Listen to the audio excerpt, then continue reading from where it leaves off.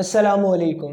मैं जानता हूँ आपने मेरी वीडियोस पूरी नहीं देखी होंगी, बट मेरी आपसे हम्बल रिक्वेस्ट है कि इस वीडियो को एंड तक ज़रूर देखें और इस पैगाम को लोगों तक पहुँचाएं, जो कि बहुत ज़रूरी है। ये मेरे लिए नहीं है, ये आपके लिए नहीं है, ये हमारे फ्यूचर के लिए है, ये हम सब के लिए है।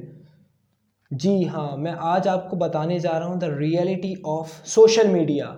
The reality of social media की हकीकत है क्या? हाँ, मैं जानता हूँ मैं आपसे मुखातिब सोशल मीडिया के ज़रिए ही हूँ, लेकिन उसकी वजह भी तो यही है कि हम सब सोशल मीडिया पर हैं। अपने इर्द गिर्द देखें ज़रा, दुनिया कहाँ जा रही है, चेंजेस कितनी हो रही है दुनिया के अंदर। जो लोग 90s जो लोग 90s में पैदा हुए थे उनसे पूछें वो क्या दुनिया थी और ये क्या दुनिया है।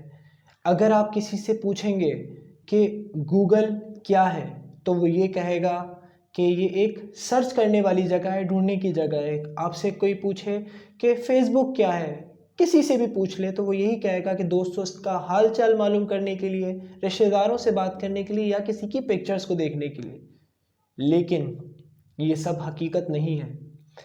इन सब चीज़ों से बहुत आगे ये कंपनीज आपस में कंपटीशन कर रही हैं। और कंपटीशन किस चीज़ का कर रही हैं? I will define you.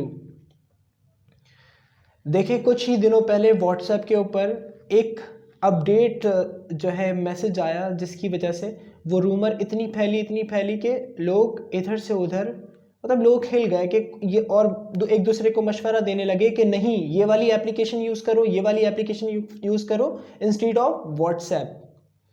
But the thing is, अगर व्हाट्सएप ये कह रहा है कि वो आपका जो पर्सनल डेटा है, प्राइवेसी जो है वो शेयर करेगा, ठीक है, उसको ये कानूनी हक मांग रहा है, ये गलत है, बिल्कुल गलत है। लेकिन ज़रा आप मुझे ये बताएं कि जो इतने सालों से होता आ रहा है वो क्या है? क्या आपको मालूम है बिजनेस का सबसे पहला उसूल क्या है? बिजनेस का, जी हाँ, बिजनेस का सबसे पहला उसूल है कि आपके पास कस्टमर का ढेर सारा डेटा हो। आपके पास लोगों का इतना डेटा हो जिसकी वजह से आप अपने कस्टमर्स बना सकें। जानता हूँ ये टॉपिक आपको बोर लग रहा होगा, लेकिन अगर आज आपने नहीं सुना ना इसे, तो कल आप पछताएंगे। क्योंकि जब ये साइकिल की इन्वेंशन हुई थी, या मोटरसाइकिल की इन्वेंशन हुई थी, या कार्स की इन्वेंशन हुई थी, तो कभी भी माँ बाप को ऐसा नहीं लगा कि उनकी औलाद उनसे दूर जा रही है। लेकिन जब सोशल मीडिया की इन्वेंशन हुई, तो ऐसा हर बंदा यही सोच रहा है, जो बूढ़े माँ बाप हो चुके हैं, जिन्हें इस टेक्नोलॉजी से लाइल्म है, जो उन्हें यही लगता है कि मेरी औलाद मुझसे दूर जा रही है। आप यकीन जाने कि फैमिली के अगर 4 अफराद एक साथ भी बैठे हुए हैं, वो साथ होकर भी साथ नहीं है। ये क्या है? ये बेसिकली एक एडिक्शन है, एक नशा है, ये लत है। और जब मैं आपको बताता हूँ कि ये कब से शुरू हुआ, प्रॉब्लम्स है क्या? प्रॉब्लम्स बहुत सारी हैं। इसी सोशल मीडिया के ज़रिए अब इलेक्शंस को चेंज किया जा रहा है। इसी सोशल मीडिया के ज़रिए बहुत सारी चेंजेस आ रही हैं। ये पता कब चला कि जब गूगल के अपने ही एक एम्प्लॉय, जिसका नाम था ट्रिस्टान हैरिस, जो कि गूगल में ही काम करता था। उसका काम ये था कि जीमेल के ऊपर वो एक टीम के साथ मौजूद था, और वो कहता है कि हमारा काम सिर्फ हम एक ही बारे में सोचते थे, और सोचते थे कि जीमेल का कलर किस तरह का होना चाहिए, और ये और वो। मतलब उस वक्त तो आपके पास कोई फेसबुक और कोई इंस्टा नहीं था, उस वक्त सिर्फ गूगल का जीमेल था, और उसी से लोग चैटिंग और सब कुछ किया करते थे। लेकिन वो कहता है कि मैं एम्प्लॉय होने के बावजूद उसका एडिक्टेड हो गया था। मतलब उसकी लत मुझे भी लग गई थी कि मैं ये सोचने लगा था कि मैं तो ठीक हूँ, लेकिन मेरे आने वाले लोगों का क्या होगा। और उसने ये बात आगे पेश भी की कि हमें इसके बारे में भी सोचना चाहिए कि लोगों को लत से दूर किस तरह किया जाए। ऐसा ना हो कि लोगों को लत लगे। लेकिन उसकी बात नहीं सुनी गई। दूसरा, फेसबुक का एक एम्प्लॉय था, जिसे गूगल, मतलब फेसबुक जब बनाई गई उसके 2 साल बाद रखा गया। उसका नाम था टिम कैंडल। वो फेसबुक में उसको इसीलिए लाया गया क्योंकि फेसबुक का मानना ये था, मतलब उन्हें जलन हुआ करती थी कि गूगल किस तरह पैसे कमा रहा है, किस तरह उसकी कमाई का ज़रिया क्या है, वो कहाँ से इसने पैसे कमा रहा है, इतनी बड़ी कंपनी कैसे बन रहा है। तो फिर इसे लाया गया इस शख्स को, और इस शख्स को मोनेटाइजिंग डायरेक्टर बनाया गया। मोनेटाइजिंग का मतलब होता है कि पैसे, उस चीज़ से पैसे किस तरह कमाए जाएं। तो इसने एक मॉडल बनाना था जिससे ये पता चले, या एल्गोरिदम बनाना था कि जिससे ये पता चले, वो एल्गोरिदम जो है वो ये डिफाइन करेगा कि पैसे कमाए किस तरह जाए। तो उसकी जो सबसे बड़ी वजह निकली वो एडवर्टाइजमेंट निकली। जो एडवर्टाइजमेंट मॉडल बनाया गया, ये शख्स कहता है मैं मोनेटाइजिंग डायरेक्टर होने के बावजूद और सारी चीज़ों को जानने के बावजूद मैंने ये सोचा कि मोबाइल फ़ोन, मैं जब 9 बजे घर पर जाऊं तो मेरे पास मोबाइल फ़ोन ना हो। लेकिन कहता है जैसे ही मैं बेडरूम में एंटर होता था तो मुझे मोबाइल फ़ोन चाहिए होता था।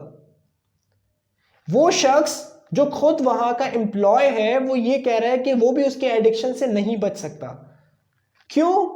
आप यकीन तो नहीं करेंगे, लेकिन इसके अलावा कोई चारा भी नहीं है, क्योंकि इसके अलावा हमें कोई इन्फॉर्मेशन नहीं है। ये जो मैं बात कर रहा हूँ बहुत ही सोच समझ के बात कर रहा हूँ।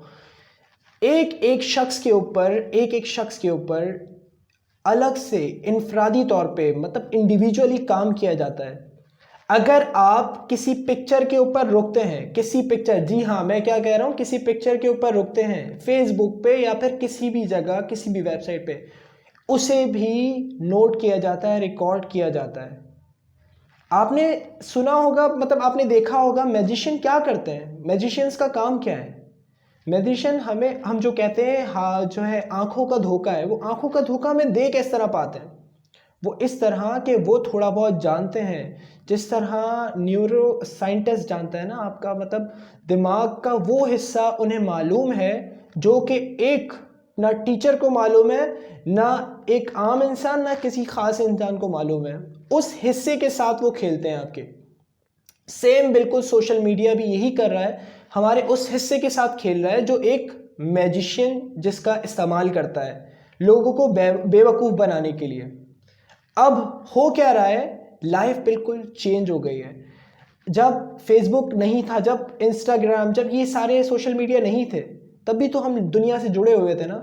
हाँ मैं मानता हूँ, जैसा कि मैंने पहले कहा था कि गूगल और फेसबुक ये सारे आपस में कंपटीशन कर रहे हैं। और वो कंपटीशन क्यों है? आपको पता है, जब कोई प्रोडक्ट, किसी ने क्या खूब कहा है, जब कोई प्रोडक्ट आप फ्री में यूज़ कर रहे हो या कोई चीज़ आप फ्री में यूज़ कर रहे हो और उसका आपको उसके लिए पे ना करना पड़ रहा हो, उसके लिए आपको रकम अदा ना करनी पड़ रही हो, तो डैट मीन्स वो प्रोडक्ट जो बिकने वाला है वो आप खुद हैं। जी हाँ, आप ही का ध्यान बिक रहा है, मेरा और आपका ध्यान बिक रहा है। लिटरली मैं सच कहता हूँ, मैं भी इसका शिकार हूँ।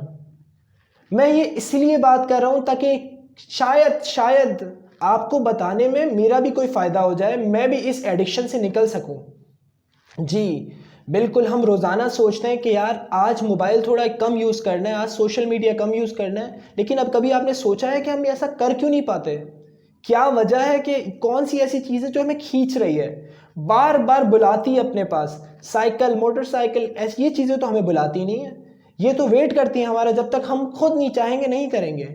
लेकिन आपने फेसबुक छोड़ दी है, ठीक है, आप बैठे हो, अचानक आपके मोबाइल फ़ोन पे एक नोटिफिकेशन आती है, वो फ़ौरन आपको जगा देती है कि फ़ला फ़ला ने आपको टैग किया है। बहुत सारे लोगों की मैंने बातें सुनी, वो कहते हैं कि हमारा फेसबुक अकाउंट हैक हो गया। और ये यार सोचो तो सही, कोई हैक क्यों करेगा आपका अकाउंट? उसे क्या फ़ायदा है इतना?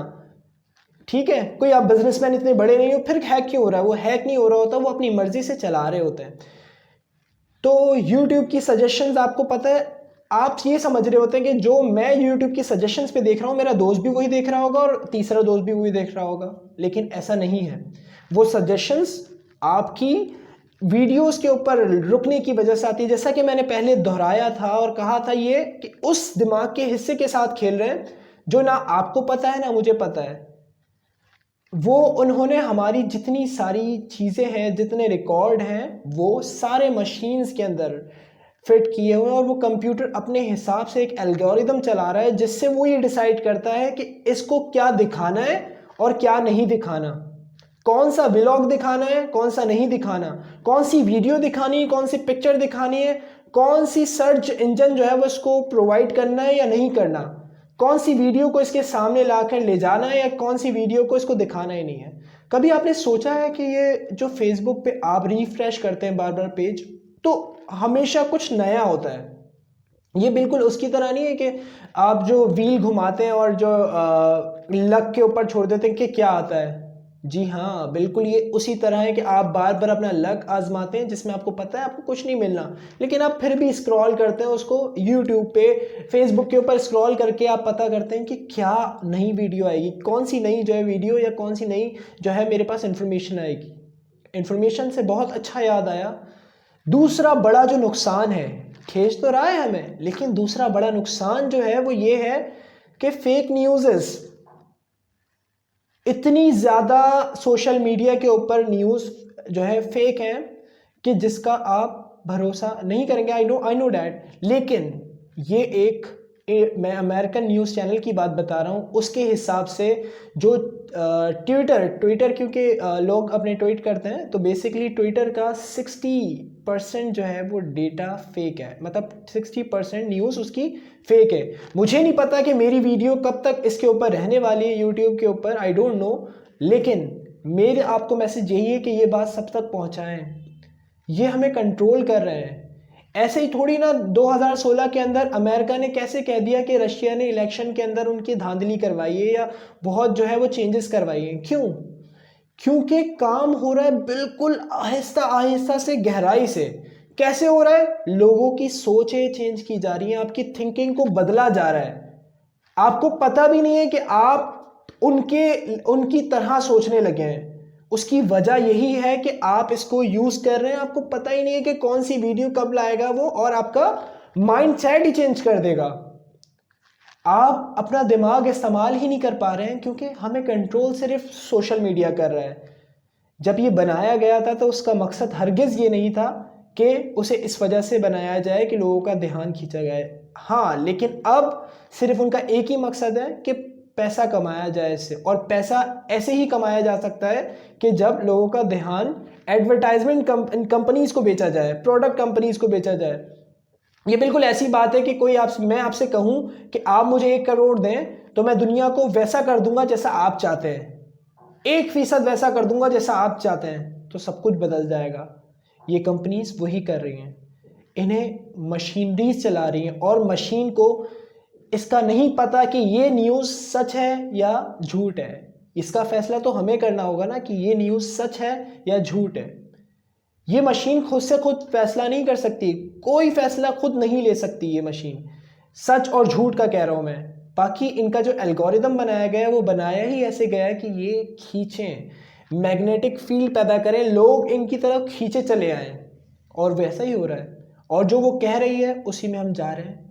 वो जैसी न्यूज़ सुनाती है वो हम आगे फॉरवर्ड करते हैं, कोई वीडियो हो या कोई मैसेजेस हो या फिर कोई जो है किसी का ट्वीट हो, पिक्चर हो, हम क्या करते हैं आगे फॉरवर्ड करते हैं। भाई देखो, पहली चीज़ तो ये है कि अकाउंट्स डिलीट करना, अगर हम इस चीज़ से बचने चाहते हैं। लेकिन अकाउंट डिलीट करना आज के दौर में बहुत मुश्किल है।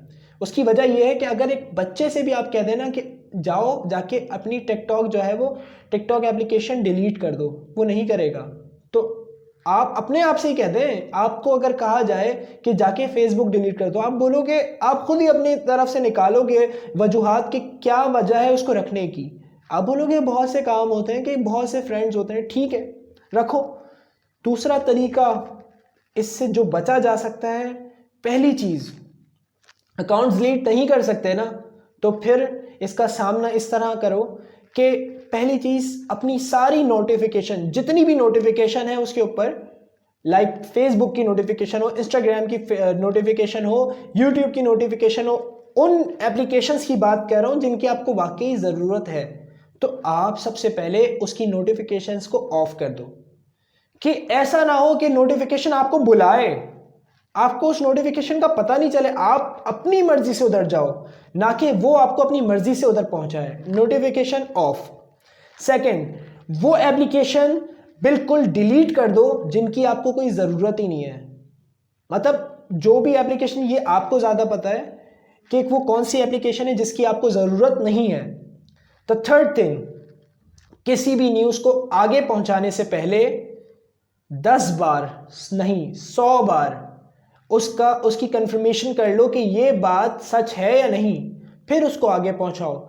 इट डजेंट मीन कि वो गूगल पे आया है तो वो सच होगा। मैंने जैसा कि कहा, मशीन को नहीं पता, उस गूगल को नहीं पता कि ये बात सच है या झूठ है। ये तो कोई भी उस पर अपलोड कर सकता है और वो तो ये अंदाज़ा कर ही नहीं सकती गूगल कि ये सच बात है या झूठ बात है। तो ये तो हमें करना है। The third thing is very I want to say it, yes, delete extra applications. और द थर्ड थिंग इज, कभी भी YouTube के सजेशंस के साथ मत जाओ। जैसा वो आपको चला रहा है वैसा मत चलो।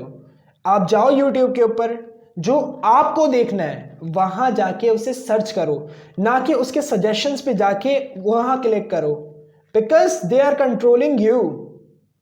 और ऐसा सर्च इंजन करो लाइक गूगल जो है, गूगल क्रोम जो है, वो आपकी हिस्ट्री को जमा करता है। और जैसा कि मैंने बताया एक एल्गोरिदम बनता है, उसी वजह से एल्गोरिदम बनता है। एल्गोरिदम बेसिकली एक प्लान प्रोग्राम है, जो प्लानिंग है बेसिकली, जिससे ये पता चलता है कि ये बंदा आगे फ्यूचर में, मतलब उसकी एक्सपेक्टेशन, उसकी प्रिडिक्शन लगाई जाती है उसके फ्यूचर की, कि लाइक कोई शख्स है जो पसंद किसी चीज़ को पसंद करता है, स्पाइसी खाना पसंद करता है, तो फिर उसकी प्रिडिक्शन लगाई जाती है कि क्या खाना होगा जो वो फ्यूचर में लोग ज़्यादा पसंद करेंगे। मतलब ये बहुत गहराई में जाके आहिस्ता आहिस्ता हमारी सोचों को, हमारे जो है सोचने के तरीके को बदला जा रहा है।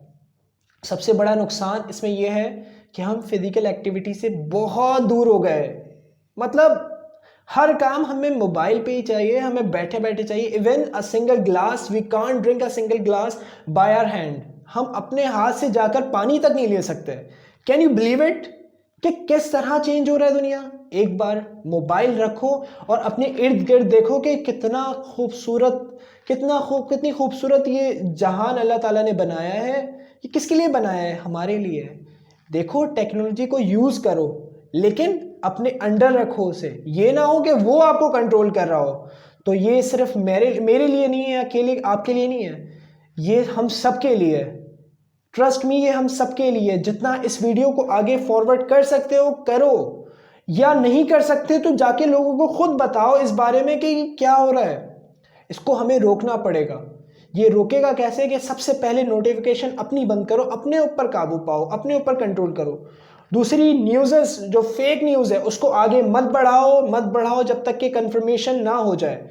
The third thing is, YouTube के सजेशंस पे कभी मत चलना। आप वीडियो को सर्च करो जो आपको जिस तरह की वीडियो देखनी है, लाइक जो आपको यूट्यूब पे काम है। ऐसा ना करो कि वो आपको सजेशन दे और आप उस पर चलो, because they are controlling you, you know brain. Basically एक मॉडल तैयार किया जाता है, एक शख्स के लिए एक मॉडल तैयार किया जाता है एल्गोरिदम के जरिए, कि आगे वो क्या करने वाला है, कौन सी वीडियो को पसंद करता है, कौन सी, वो कब कब क्या करता है, क्या सर्च करता है।